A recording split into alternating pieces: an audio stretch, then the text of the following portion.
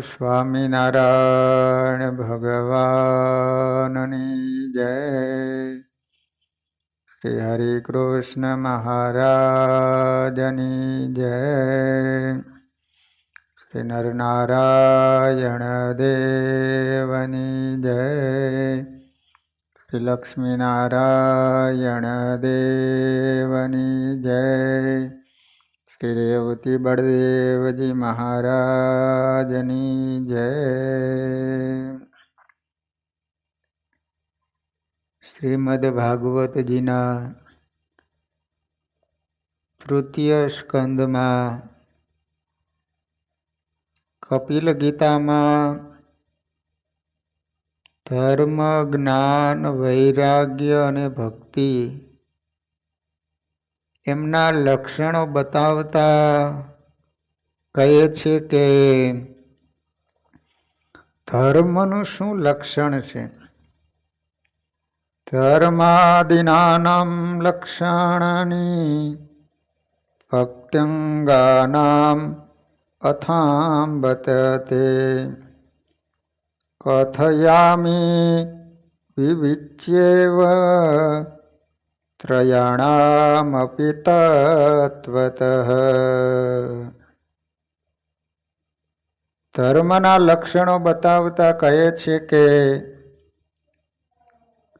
ત્રણેયમાંથી પ્રથમ ધર્મના લક્ષણ કહે છે કે ધર્મ લોકોને ધારણ કરે છે, માટે ધારક થાય છે, અને લોકો ધર્મને ધારણ કરે છે માટે ધાર્ય થાય છે.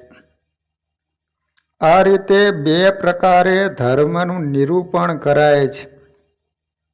હે માતા, ધર્મ છે તે બ્રહ્માદિક ઈશ્વરો, ઇન્દ્રાદિક દેવતાઓ અને પૃથ્વીલોકના મનુષ્યોએ હંમેશા ધારણ કરવા યોગ્ય છે તે ધર્મ કહેલો છે. જેઓની જાતિ હલકી હોય અને કુળ હલકું હોય, પરંતુ તે માનવ ધર્મનિષ્ઠ હોય તો બ્રહ્માદિક દેવતાઓને તે પૂજન કરવા યોગ્ય છે.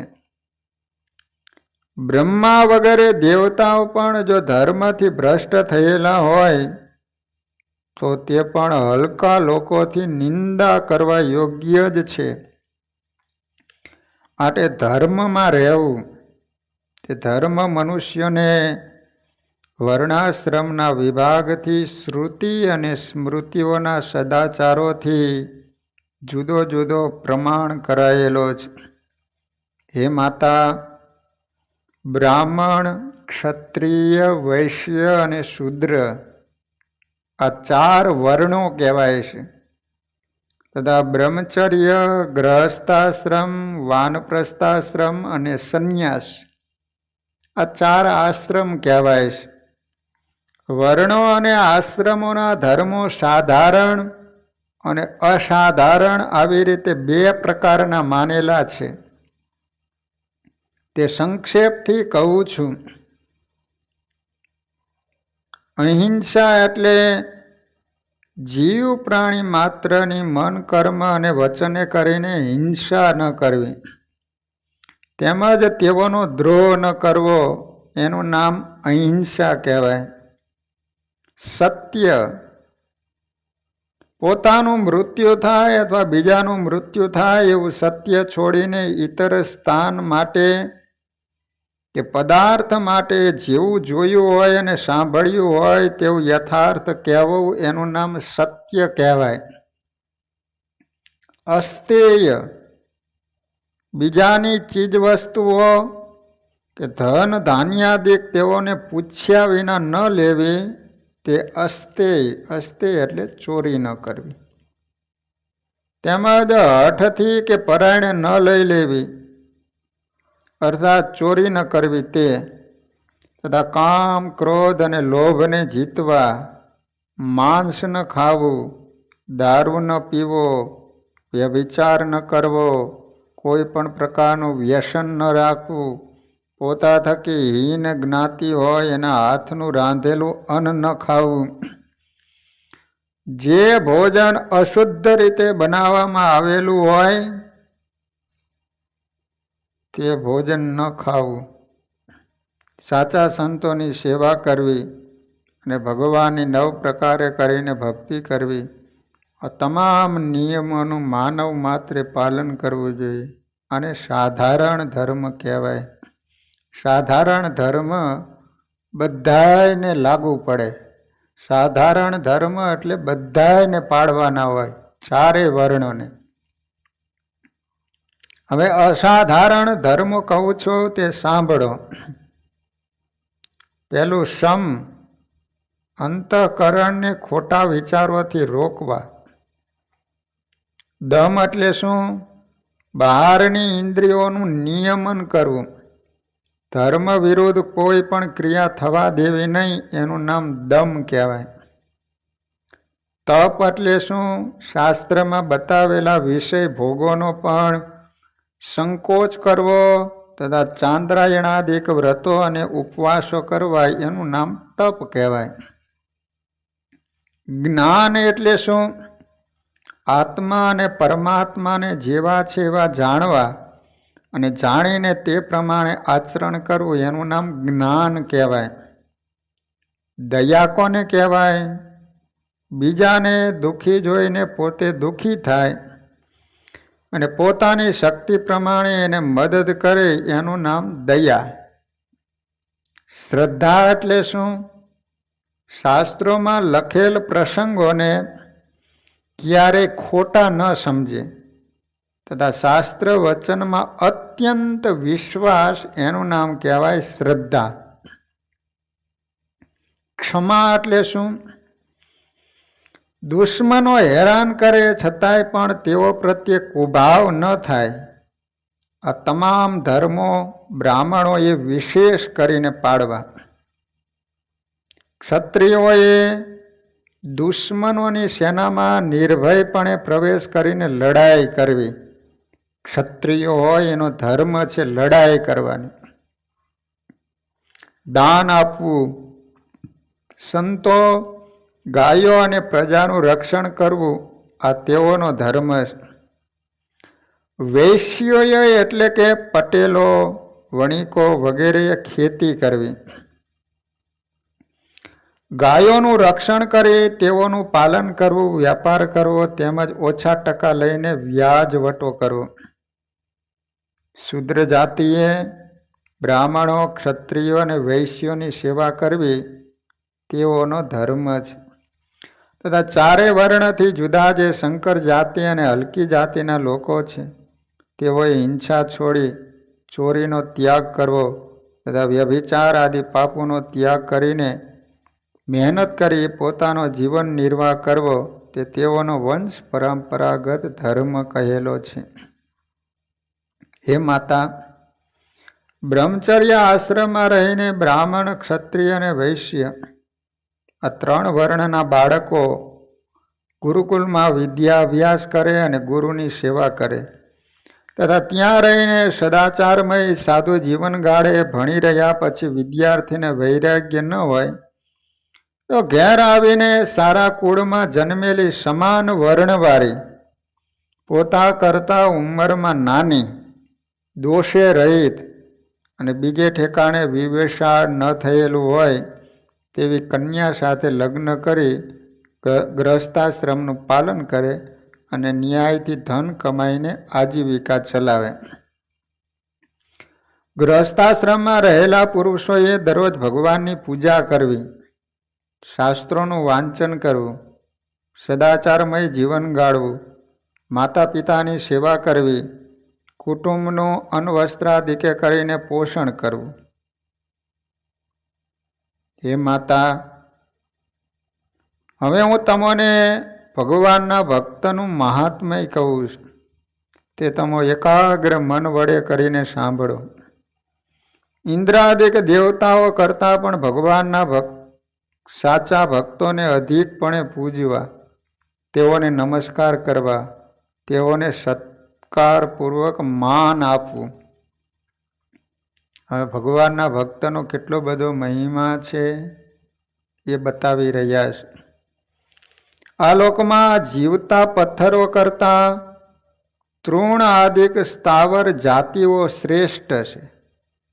પથ્થર કરતાં જેની અંદર જીવ રહેલા છે એવા વૃક્ષો, તૃણ ઘાસ એ શ્રેષ્ઠ છે.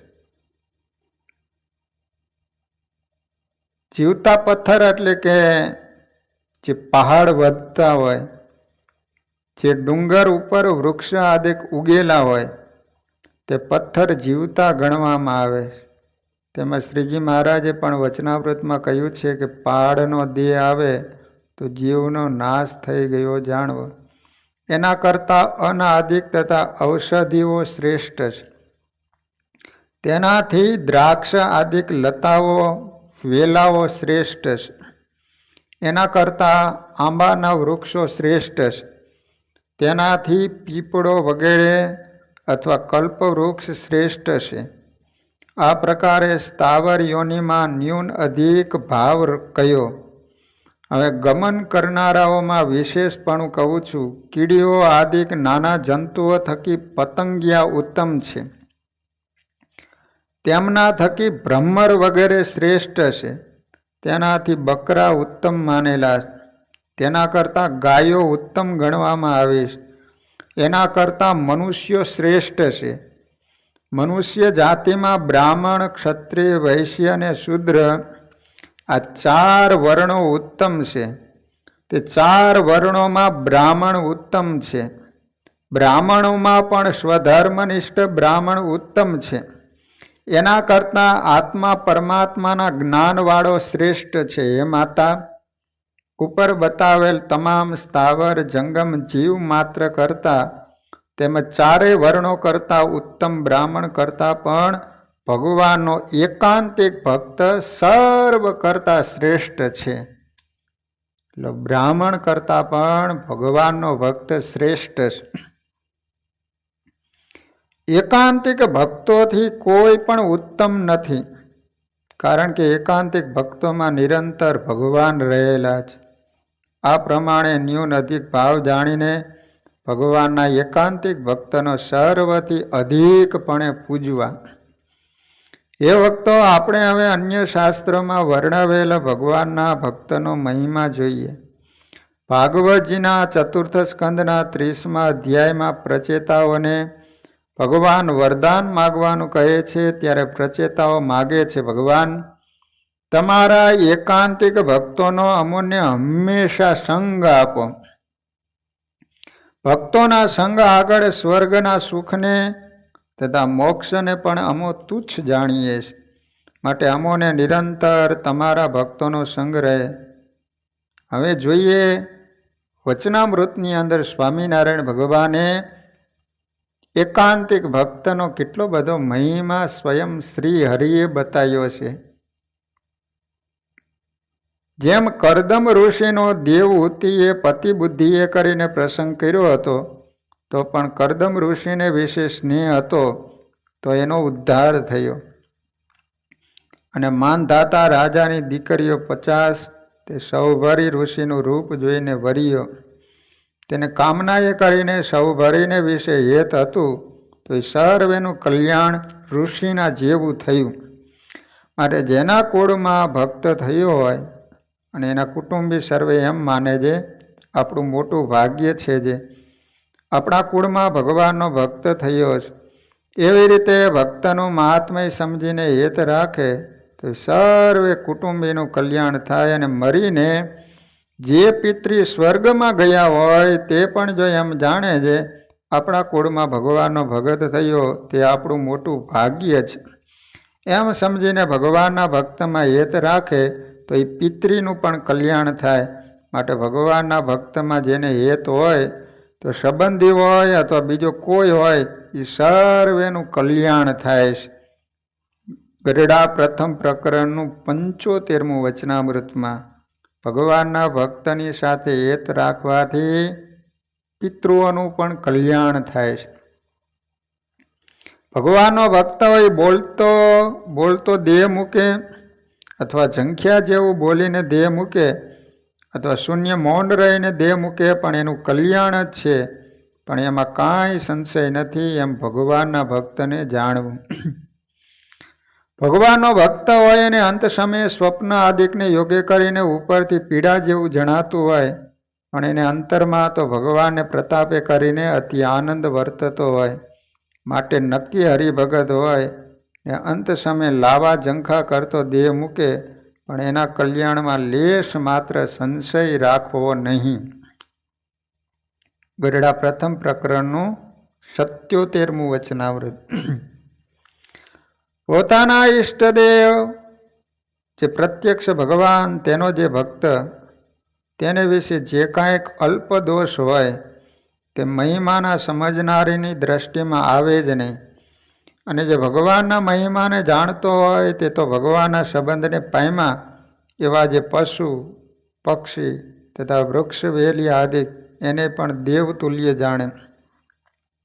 તો જે મનુષ્ય હોય એ ભગવાનની ભક્તિ કરતા હોય, તથા વર્તમાન પાડતા હોય, ભગવાનનું નામ સ્મરણ કરતા હોય, તેને દેવતુલ્ય જાણે ને અવગુણ ન લે, એમાં તો શું કહેવું. માટે ભગવાનનો મહિમા સમજે અને ભગવાનના ભક્ત સંગાથે વૈર ન બંધાય. અને જે મહાત્મ્ય ન સમજે તેને તો ભગવાનના ભક્ત સંગાથે વૈર બંધાય ખરું. માટે જે ભગવાનનું તથા ભગવાનના ભક્તનું મહાત્મ્ય ન જાણતો હોય અને એ સત્સંગી છે તોય પણ તેને અડધો વિમુખ જાણવો, અને ભગવાનનો ને ભગવાનના ભક્તનો જે મહિમા સમજે એને જ પૂરો સત્સંગી જાણવો. કાર્યાણીનું 9મું વચનામૃત. ભગવાનના ભક્ત હોય એ તો સર્વ રૂડે ગુણે કરીને યુક્ત હોય, પણ જો એને લગારે કઠણ વચન કહ્યું હોય તો એની આટી જીવે ત્યાં સુધી મૂકે નહીં. એવી જેની વૃત્તિ છે તેને તો જેવું પોતાના સંબંધી ઉપર હેત છે તેવું તે ભગવાનના ભક્તો ઉપર કહેવાય નહીં. ત્યારે એનું કલ્યાણ પણ થાય નહીં. અને જેને પૂર્વજન્મમાં ભગવાનની કે ભગવાનના ભક્તની પ્રાપ્તિ થઈ હશે તથા એમની સેવા કરી હશે તેને તો આ જન્મમાં ભગવાન કે ભગવાનના ભક્તમાંથી હેત મટે જ નહીં. ગરડા મધ્ય પ્રકરણનું 59મું વચનામૃત. ભગવાનના ભક્તને દુઃખ આવી પડે ત્યારે તો જે ચાંડાલ ને વિમુખ હોય ને તેને દુઃખ ન થાય, પણ જે ભગવાનનો ભક્ત હોય તે તો હરિભગતને દુઃખે કરીને જરૂર દુખ્યો થાય. અને જે ભગવાનનો ભક્ત હોય એને કોઈક મારી નાખતો હોય અથવા એને કોઈક દુઃખ દેતો હોય અને ભગવાનના ભક્ત આડો જઈને જો મરે કે ઘાયલ થાય તો શાસ્ત્રમાં એમ કહ્યું છે જે તેના બ્રહ્મ હત્યાદિક જે પંચ મહાપાપ સર્વે મટી જાય છે. એવો ભગવાનના ભક્તનો પક્ષ રાખ્યાનો પ્રતાપ છે. અને જેને ભગવાનના ભક્તનું વચન બાણની પેઠે હૈયામાં વસમું લાગે અને એની વેર ભાવે આંટી પડી જાય ને જીવે ત્યાં સુધી મૂકે નહીં, એવો જે ચાંડાલ જેવો જીવ હોય તે ધર્મયુક્ત હોય, ત્યાગેયુક્ત હોય, તપેયુક્ત હોય તે સર્વે વૃથા છે. અને બીજા પણ કોટિક સાધન કરે પણ એના જીવનું કોઈ કાળે કલ્યાણ થાય નહીં. અને જે પુરુષ એમ જાણે છે આપણે કાંઈક અવળું સવડું બોલીએ તો આપણો માણસ અવગુણ લે છે, એવી રીતે પોતાની સાયરપ રાખવા સારું. ભગવાનનું કે ભગવાનના ભક્તનું કોઈ ઘસાતું બોલે અને એને સાંભળી રહે તો એ સત્સંગી કહેવાતો હોય ને તોય પણ એને વિમુખ જાણવો. અને જેવા પોતાના સગાવાલા હોય અથવા મા બાપ હોય તેનો પક્ષ રહે છે તેવો ભગવાનના ભક્તનો પક્ષ દ્રઢ રાખવો. અને ભગવાનના ભક્ત સાથે કોઈ રીતનો વિક્ષેપ થાય તો જળમાં લીટાની પેઠે ફેર એક થઈ જાય પણ આંટી રાખે નહીં. તે જ ભગવાનનો યથાર્થ ભક્ત કહેવાય. મહારાજ એમ બોલ્યા કે હું તો દત્તાત્રેય, જડ ભરત, નારદજી અને સુખજી તે સરખો દયાવાળો છે. પૂર્વ દેશમાં એક સમયે નાગડા વૈરાગીની જમાત ભેળો હતો. તે મને સર્વે વૈરાગીએ કહ્યું છે તાંદળજાની લીલી ભાજી તોડો. ત્યારે મેં કહ્યું છે એમાં તો જીવ છે તે અમે નહીં તોડીએ. પછી એક જણે તલવાર ઉગાડી કરીને ડારો કર્યો તો પણ અમે લીલી ભાજી ન તોડી. એવો અમારો દયાવાળો સ્વભાવ છે. તોય પણ જો કોઈક ભગવાનના ભક્તને ક્રૂર દ્રષ્ટિએ કરીને જોતો હોય અને તે જો પોતાનો સગો વાલો હોય તોય પણ જાણીએ જે એની આંખ ફોડી નાખીએ અને હાથે કરીને જો ભગવાનના ભક્તને દુખવે ને તો એના હાથને કાપી નાખી એવો અમારો સ્વભાવ છે, એવો એનો અભાવ આવે છે, પણ ત્યાં દયા રહેતી નથી. અને એવો જેને ભગવાનનો ને ભગવાનના ભક્તનો પક્ષ હોય તેને જ ભગવાનનો પૂરો ભક્ત કહેવાય. ગરડા મધ્ય પ્રકરણનું 60મું વચનામૃત. મહારાજ બોલ્યા અમારી પ્રકૃતિ છે તે કહીએ છીએ જે અમારો દયાળુ સ્વભાવ છે, તો પણ જે હરિભક્તનો દ્રોહી હોય તેનો તો અમારે અભાવ આવે છે. અને હરિભગતનું ઘસાતું જો કોઈ બોલ્યો હોય અને એને જો હું સાંભળું તો એ સાથે હું બોલવાને ઘણો ઈચ્છું, પણ એની હારે બોલવાનું મન જ થાય નહીં. અને જે ભગવાનના ભક્તની સેવા ચાકરી કરે તે ઉપર તો અમારે અતિશય રાજીપો થઈ જાય છે. અને મારે તો એ જ અંગ છે જે જો ભગવાનનો ખરેખરો ભગત હોય ને તો હું તો એ ભગવાનના ભક્તનો પણ ભક્ત છું, અને હું ભગવાનના ભક્તની ભક્તિ કરું છું. એ જ મારે વિશે મોટો ગુણ છે. અને એટલો ગુણ જેમાં ન હોય તો એમાં કોઈ જાતની મોટપ શોભે નહીં. ભગવાનના ભક્તનો જેને જેને અભાવ આવ્યો છે એ અતિશય મોટા હતા તો પણ પોતાની પદવી થકી પડી ગયા, અને એનું રૂડું થાય છે તે પણ ભગવાનના ભક્તની સેવામાંથી થાય છે, અને ભૂંડું થાય છે તે પણ ભગવાનના ભક્તના દ્રોહમાંથી જ થાય છે. જીવને ભગવાનને રાજી કર્યાનો ઉપાય તો મન કર્મ વચને કરીને ભગવાનના ભક્તની સેવા કરવી એ જ છે. ભગવાનના ભક્તનો દ્રોહ કરવો એ જ ભગવાનને કુરાજી કરવાનો ઉપાય છે. ભગવાનને કુરાજી કરવા હોય તો ભગવાનના ભગતનો દ્રોહ કરો એટલે ભગવાન કુરાજી થાય. જેને ભગવાન અને ભગવાનના ભક્તનો સંગ છે ને ભગવાનનો રાજીપો છે ને તે જો મૃત્યુલોકમાં છે તોય પણ ભગવાનના ધામમાં જ છે. કેમ જે સંતની સેવા કરે અને ભગવાનના ગમતામાં છે તે ભગવાનને સમીપે જઈને જ નિવાસ કરશે. અને જો ભગવાનના ધામમાં છે અને ભગવાનનો રાજીપો નથી અને ભગવાનના ભગત ઉપર ઈર્ષા કરે છે તો એ ભક્ત ભગવાનના ધામમાંથી પણ જરૂર હેઠો પડશે. માટે અમારે તો ભગવાનનો રાજીપો થયા સારું જન્મો જન્મ ભગવાનના ભક્તની સેવા કરવી છે. અને જેમ અમારો નિશ્ચય છે તેમ તમારે પણ નિશ્ચય કરવો. આ વાર્તા જે અમે કરી છે તે કેવી છે તો વેદ શાસ્ત્ર પુરાણ આદિ જે કલ્યાણને અર્થે પૃથ્વીને વિશે શબ્દ માત્ર છે તે સર્વેનું અમે શ્રવણ કરીને એનું સાર કાઢીને આ વાર્તા કરી. તે પરમ રહસ્ય છે અને સારનું પણ સાર છે. અને પૂર્વે જે મોક્ષને પામી ગયા છે, હવે જે પામશે, હમણાં જે મોક્ષને માર્ગે ચાલ્યા છે તે સર્વને આ વાર્તા છે એ જીવન દોરી રૂપ છે. ગરડા મધ્ય પ્રકરણનું 28મું વચનામૃત. મહારાજ બોલ્યા કે આ સંસારને વિશે ભગવાનને ભગવાનના ભક્તનો મહિમા અતિશય મોટો છે.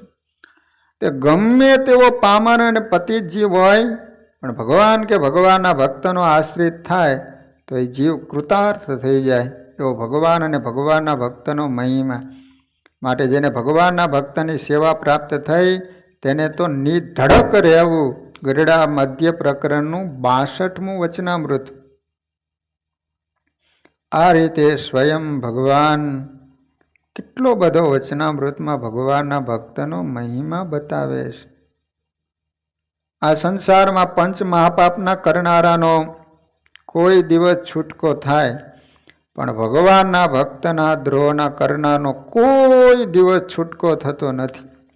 માટે ભગવાનના ભક્તની જે સેવા કરવી તે બરોબર કોઈ પુણ્ય નથી, અને ભગવાનના ભક્તનો દ્રોહ કરવો તે બરોબર કોઈ પાપ નથી. માટે જેને પોતાના જીવને બળવાન કરવો હોય તેને તો ભગવાન અને ભગવાનના ભક્તને મન કર્મ અને વચને શુદ્ધ ભાવે કરીને સેવા. ગરડા મધ્ય પ્રકરણનું 53મું વચનામૃત. મહારાજ બોલ્યા કે જેને ભગવાન ને ભગવાનના ભક્તને વિશે અતિશય પ્રીતિ હોય અને જેને ભગવાન અને ભગવાનના ભક્તને વિશે અતિશય મિત્ર ભાવ વર્તતો હોય અને જે કોઈ દિવસ ભગવાનનું કે ભગવાનના ભક્ત થકી ઉદાસ થાય નહીં અને જે ભગવાનના ભક્તને સંગે જ રાજી રહે, પણ કોઈ વિમુખ જીવની સોબત ગમે નહીં એવા જે હરિભગતના લક્ષણ હોય તે આલોકને વિશે તથા પરલોકને વિશે સદાય સુખીઓ રહે છે. અને ભગવાનને અને ભગવાનના ભક્ત થકી જેનું મન નોખું પડી જાય અને ભગવાનના ભક્ત થકી જેને બેપરવાહ થઈ જવાય એ જેને અતિશય મોટું વિઘ્ન છે. ગરડા અંત્ય પ્રકરણનું 8મું વચનામૃત. મહારાજે ગરડા અંત્ય પ્રકરણના 21મા વચનામૃતની અંદર વાત કરી કે ભગવાનના ભક્ત હોય એને વાદે વિવાદે કરી જીતીને રાજી થવું નહીં, એ સાથે તો હારીને જ રાજી થવું. અને જે વાદ વિવાદે કરીને ભગવાનના ભક્તને જીતે છે તે તો પંચ મહાપાપના જે કરનારા તેથી પણ વધુ પાપી છે. અને અમારી આગળ જે કોઈ ભગવાનના ભક્તનું ઘસાતું બોલે તે તો અમને દીઠો જ ગમે નહીં. અને જે ભગવાનના ભક્તનો અવગુણ લેતો હોય એના હાથનું તો અનજળ પણ ભાવે નહીં. અને દેહનો સંબંધી હોય પણ જો ભગવાનના ભક્તનો અવગુણ લે તો એ સાથે પણ અતિશય કુહેત થઈ જાય.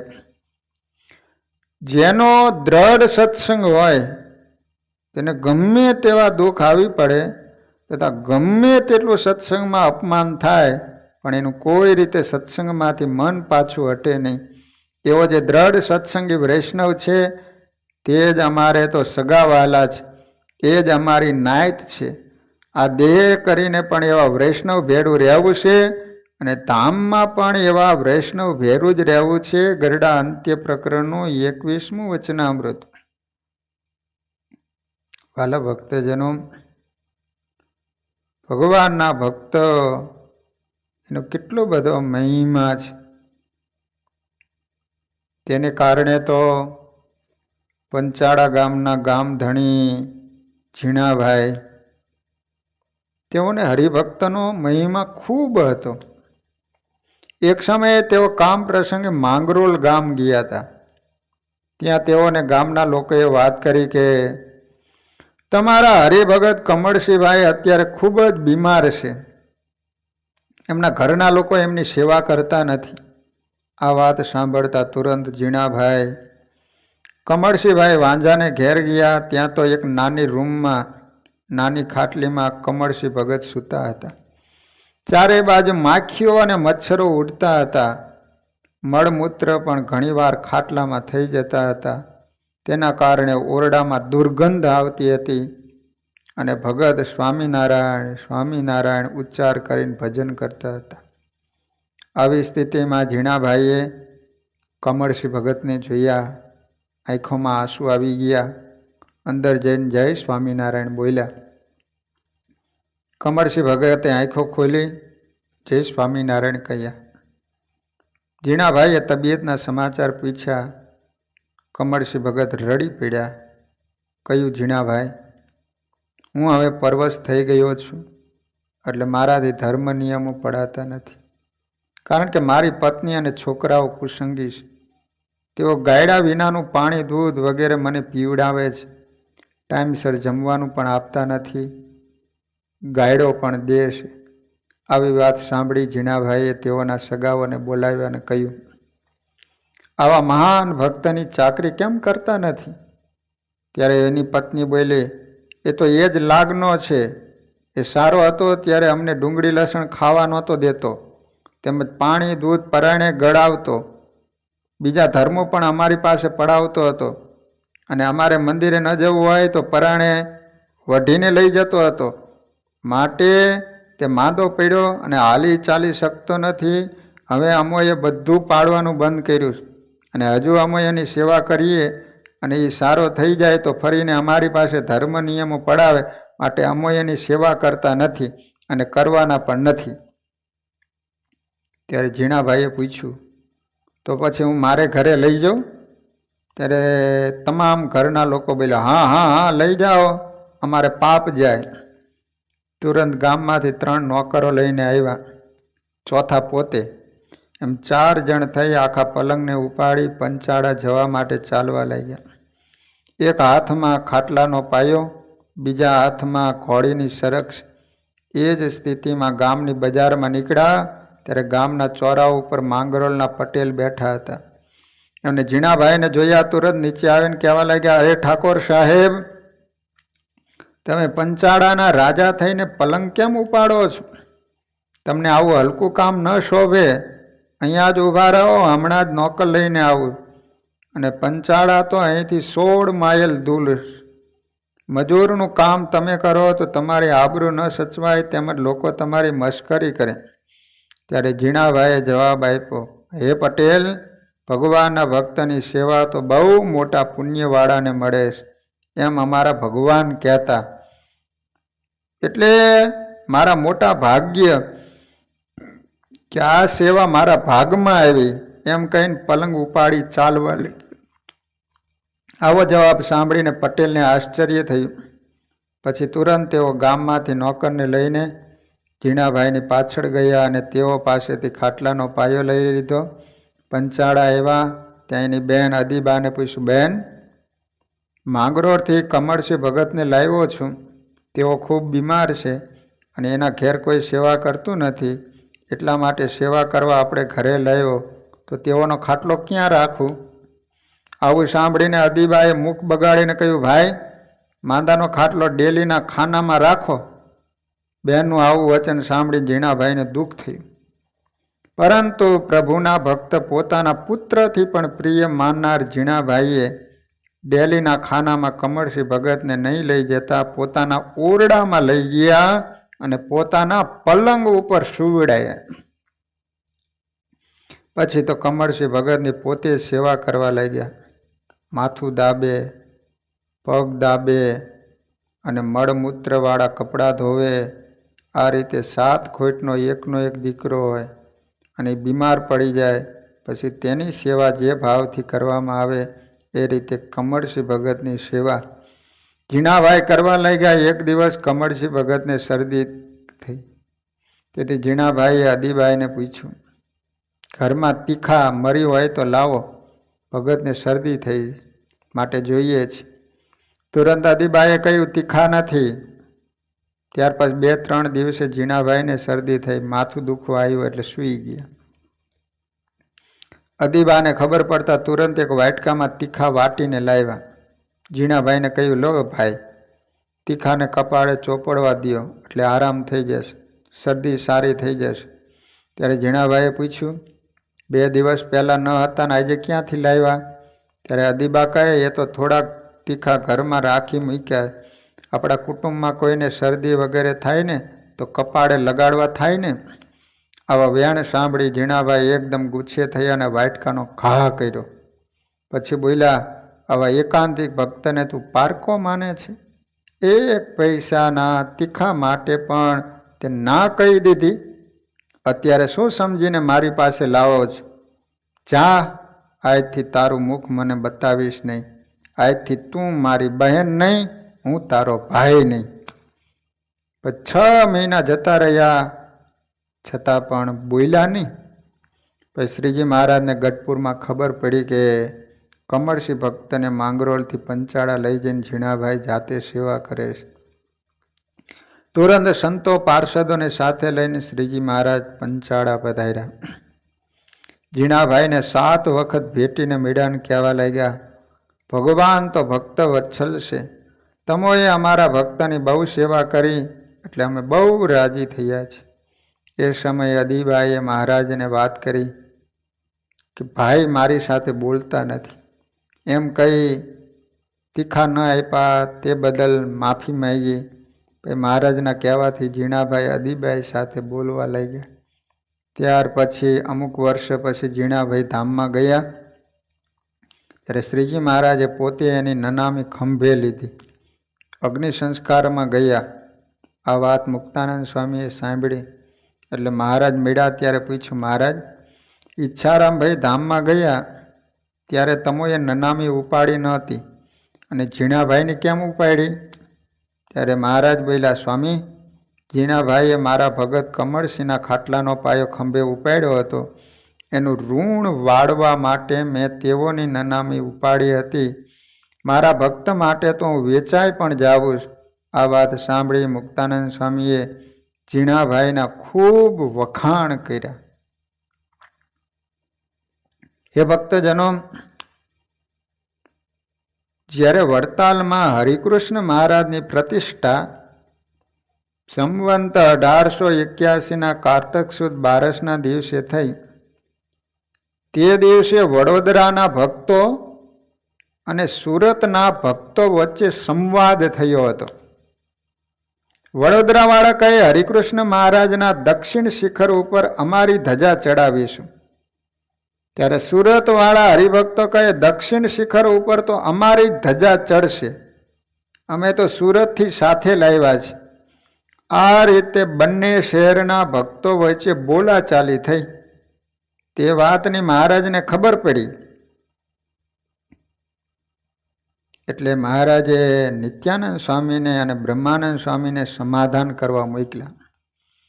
બંને સંતો આવીને બંને પક્ષવાળાને સમજાવવા લાગ્યા, પરંતુ કોઈ માનવા તૈયાર થયું નહીં. એટલે બ્રહ્માનંદ સ્વામી કહેવા લાગ્યા, જે હાર પામે હરિભક્ત સાથ, તેને રીજે દેવ ત્રિલોકનાથ. તે તો નહીં હાર્ય સુવર્ણ હાર, શોભા વધે તે થકિતોય પાર. માતા પિતા કે ગુરુ સંત સંગે, જે માનવી વાદ વધે ઉમંગે. તેનાથી જીત્યો જન એ જ હાર્યો, હારી છીટો એ જ જીત્યો જ ધારો. સધર્મ અર્થે ધન જે ગયું છે, ગયું નહીં જાણ સદા રહ્યું છે. યુદ્ધે મુવો તે જન જીવતો છે, હાર્યો હરિભક્તથી તે જીત્યો છે. કે ભક્તો જે હરિભક્તો સાથે વાદ કરતા નથી, પરંતુ એની આગળ પોતાની હાર કબૂલ કરે, એના ઉપર શ્રીજી મહારાજ બહુ રાજી થાય. અને હરિભક્તો સાથે હારી જવું તે હાર કહેવાતી નથી, પરંતુ તેના થકી તો જેમ સોનાનો હાર પહેર્યો હોય અને આપણી શોભા વધે, એમ ભક્તોની આગળ તો હારી જવાથી ઉલટી સુવર્ણ હારની જેમ ભક્તોની શોભા વધે છે. જે વ્યક્તિ માતા પિતા સાથે, ગુરુ સાથે, સંતો સાથે વિવાદ કરી તેઓને હરાવી દે છે અને પોતે હું જીતી ગયો એમ કહે, એ ખરેખર જીત્યો છે તો પણ હારેલો જ ગણાય. અને તેઓની આગળ હાલ કબૂલ કરે તે જીતેલો ગણાય છે. વળી કોઈએ મંદિરના કામમાં ધન વાપર્યું હોય કે પરોપકારમાં દીધું હોય તો પણ તે ગયેલું ન સમજવું, તે તો મારી પાસે જ છે એમ સમજવું. તથા નીતિથી યુદ્ધ કરતાં કરતાં શહીદ થઈ ગયો એને મૃત્યુ પામેલો ન માનવો, એને તો સદા જીવતો જ છે એમ માનવો. એ રીતે હરિભક્તોની આગળ પોતે હાર કબૂલ કરે તે હંમેશા જીતેલો જ કહેવાય. એ ભક્તો, જેમ પાણીના ફુવારાનું જળ એટલી ગતિએ નીચું ઉતરે છે કે તેટલી જ ગતિએ તે ઉપર ચડે છે, તેમ જેઓ હરિભક્તોની આગળ નમે છે એટલા જ પ્રભુજીને ગમે છે અને તેઓ નિર્માની ભક્તો તરીકે સત્સંગમાં મોટેરો કહેવાય છે. જેમ ત્રાજવાના તુલા જેટલા નીચા નમે તેટલા તે વધારે વજનદાર ગણાય, એમ ભગવાનના ભક્તો બીજા હરિભક્તો આગળ જેટલા નિર્માની થઈને નીચા નમે તેટલા જ એ તુલાની જેમ મોટા કહેવાય. જેમ તુલાઓ અનાજ વગેરે તોડીને તેનું મૂલ્ય કરવાનું કામ કરે છે, તેમ ભગવાનના ભક્તો બીજા હરિભક્તો આગળ પોતાની હાર કબૂલ કરીને હરિભક્તના મહિમા રૂપી અનાજની કિંમત કરે છે. જેમ ઝાડ ઉપર ફળ આવે ત્યારે એની ડાળીઓ નીચી નમે છે, તથા આબરૂદાર કુટુંબનો માણસ કોઈની સાથે ઝઘડો કરતો નથી, તેમજ ગાયડ પણ બોલતો નથી, તેમ હરિભક્તોની અંદર ફળરૂપી મહિમા અને આબરૂરૂપી મહાત્મય આવે એટલે તેવા ભક્તો હરિભક્તો આગળ નિર્માની થઈને વર્તે, પરંતુ તેઓની સાથે વાદ વિવાદ કરતા નથી. જેમ સુકાઈ ગયેલું લાકડું વળતું નથી, એમ મૂર્ખ લોકો પણ તે હરિભક્તો આગળ નિર્માની થતા નથી અને માન રાખે છે. જેમ કોષ અને ઘડો વગેરે પાત્ર કૂવામાં વધારે ને વધારે નમે એના કારણે એનામાં વધારે પાણી ભરાય, તેમ જે હરિભક્તો હરિભક્તો આગળ નમન કરે છે તેઓ પાણીરૂપી પુણ્ય તત્કાળ પામે છે. એ ભક્તો તમારે શ્રીજી મહારાજ ઉપર હેત હોય તો હરિભક્તનો મહિમા સમજીને તેઓને નિત્ય નમન કરો. તેઓની સાથે ક્યારેય પણ વિવાદ ન કરો, કારણ કે હરિભક્તો છે એ તો હરિજીના અંગ કહેવાય છે. તેઓની સાથે ઝઘડો કેમ કરાય? બ્રહ્માનંદ સ્વામીનું કહેવું સાંભળીને સુરતના ભક્તોએ વિવાદ છોડી દીધો. એના કારણે એના ઉપર શ્રીજી મહારાજ તથા સંતો ખૂબ રાજી થયા અને સુરત આવવાનું વરદાન આપ્યું. તો વાલા ભક્તજનો, આ રીતે ભગવાનના ભક્તનો ખૂબ શાસ્ત્રોમાં મહિમા બતાવવામાં આવ્યો છે. વાલા ભક્તજનો, આપણા મંદિરનો 13મો પાટોત્સવ આવતા રવિવારે 30 તારીખે રાખવામાં આવેલો છે. તો વાલા ભક્તજનો, કોઈ પણ હરિભક્તોએ ઘેરથી અન્નકૂટ લાવવાનો નથી, ખાસ નોંધ લેજો. અન્નકૂટ અહીંયા મંદિરમાં જ બનાવવામાં આવેલો છે. 3 દિવસથી આ બહેનો આવી બપોર પછી અને અન્નકૂટ બનાવી રહ્યા છે. તો વાલા ભક્તજનો, કોઈએ પણ ઘેરથી કોઈ પણ વસ્તુ અન્નકૂટ માટે લાવવાની નથી, મંદિરમાં જ બનાવવામાં આવેલો છે. એની ખાસ બધા હરિભક્તો નોંધ લેજો. અને વાલા ભક્તજનો, 29 તારીખે શનિવાર છે. તો શનિવારના દિવસે આપણા પાટોત્સવના આગલા દિવસે, પાટોત્સવ રવિવારે છે, તો શનિવારના દિવસે એકાદશી છે. તે દિવસે ગણપતિ દાદાનું વિસર્જન રાખવામાં આવેલું છે. તો સાંજે આપણા મંદિરમાં ગણપતિ દાદાનું આપણે વિસર્જન કરીશું. અને જલયાત્રા પણ તે દિવસે, આગલા દિવસે શનિવારે જ રાખવામાં આવી છે સાંજે. તો દરેક બહેનો બપોર પછી 5 વાગ્યા પછી આપણે જલયાત્રા અને ગણપતિ દાદાનું વિસર્જન રાખીશું. તો તે દિવસે શનિવારે સાંજે તમામ બહેનો ભાઈઓ તો ચોક્કસ જલયાત્રામાં અને ગણપતિ દાદાના વિસર્જનમાં લાભ લેજો. તો શનિવારે આપણી કબૂત ગેમ અને કથા તો ચાલશે 4 થી 5 વાગ્યા સુધી, અને 5 થી અને પછી ગણપતિ દાદાનું વિસર્જન અને જલયાત્રા, મંદિરને પ્રદક્ષિણા ફરી અને અહીંયા મોટી ટાંકી મૂકવામાં આવી હશે, એમાં બધા બહેનો કલશનું જળ પધરાવી દેશે. બીજા દિવસે ભગવાનનો એ જળથી અભિષેક કરવામાં આવશે. તો ખાસ ભક્તજનો, અને પાટોત્સવના દિવસે સવારે 8 વાગે પૂજન શરૂ થઈ જશે. તે પહેલાં બધા જ યજમાનોએ પોતાના દીકરા અને દીકરી સિવાય બીજા કોઈ પણ વધારે સભ્યો નહીં લાવતા. તમારા ઘરના જે સભ્યો હોય એટલાને જ આવવાનું છે, કારણ કે કોરોનાને કારણે આપણે પણ સેફટી રહે જીવનની, અને બહુ ભીડ ન થાય એટલા માટે ખાસ આ રીતનું આયોજન કરવામાં આવ્યું છે. બીજું આપણો કોઈ આની પાછળનો આશય નથી. ખાસ તો આપણે બધાનું સ્વાસ્થ્ય સારું રહે એવો લક્ષ્ય રાખી અને સવારે બધા યજમાનોએ આટલી મોટી સેવા કરી હોય તો એના પરિવારને આપણે લાભ અપાવવો જોઈએ. તો વાલા ભક્તજનો, પાટોત્સવના દિવસે 30 તારીખે 8 વાગે બધા જ હરિભક્તોએ જે યજમાન બનેલા છે એમને પૂજનમાં પધારવાનું રહેશે. અને પછી અભિષેક થશે, અન્નકૂટ થશે, અને વામન જયંતિ છે એટલે બપોર 12 વાગે ભગવાનની આરતી થશે. ત્યારબાદ બપોર પછી 3 થી 6 વાગ્યા સુધી બધા જ ભાઈઓ અને બહેનોને ભગવાનના દર્શનનો, પાટોત્સવનો લાભ પ્રાપ્ત થવાનો છે. કોઈને પણ દર્શન વિના વંચિત રાખવામાં નહીં આવે. માટે ભક્તજનો, જે આપણે આ સૂચન એને ખાસ અમલમાં લઈજો. બધા હરિભક્તોને લાભ પ્રાપ્ત થવાનો છે. કોઈ ચિંતા કોઈ પણ પ્રકારની કરતા નહીં. સવારે માત્ર યજમાનોને પૂજન માટે લાભ આપવામાં આવશે. ત્યારબાદ બધા જ હરિભક્તોને બપોર પછી જે હરિભક્તોને દર્શન કરવા આવવું હોય તે બધાને માટે છૂટી